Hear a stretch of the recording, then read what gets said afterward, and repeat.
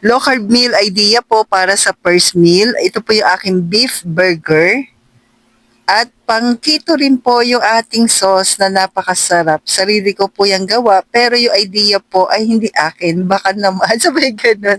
Na-share lang po sa akin, tapos ginawa ko pong low carb. Yan po, yung ating pinaka-sauce ng ating burger. Kaya po, panoorin mo po hanggang dulo. Ituturo ko rin po kung paano ko po siya ginawa.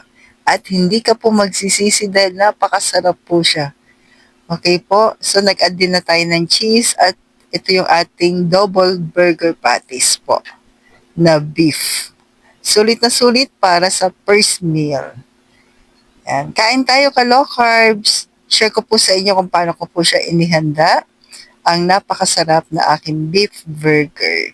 So una yung beef natin, nilagyan ko lang ng asin at paminta.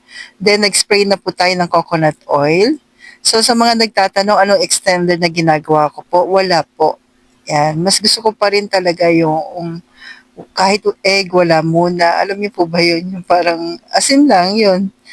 So, pwede rin namang walang asin kasi may sauce naman po. So, yan, niluto na po natin sa coconut oil. Pero spray lang po yung kanina.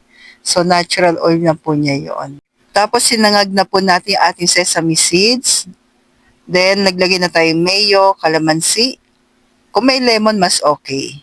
So, ginamitan ko po ng aking small grinder. Yan, lagay ko po sa comment section kung saan ko po siya nabili. Pero gamit na gamit po yan. Pwede yan sa coffee, paminta, o saan pa man po. Almond, yan. Maglagay na po tayo sa ating mayo at cocoa aminos. Mga 1 tablespoon lang po nilagay ko. Pwede kayo mag-add ng konting asin. Tapos, low carb na MSG. So, don't worry po sa ingredients. Okay po siya. Mga natural lang po yung mga ingredients na nilagay. Yan. So, ito na po ang aking masarap na pang-sauce sa ating burgers. So, sa mga nagtatanong kung hindi ba nadudurog yung aking patties, hindi po. Yan. Ginagamitan ko po yan ng takip. Yan. Discarte po ang tawag dito. Tapos, i-slide ko lang po. O, di ba po? Kasi nga malamig tuloy. Malambot siya dahil nga po walang binder. Pang bind niya, wala po. So, ganun lang po discard ko.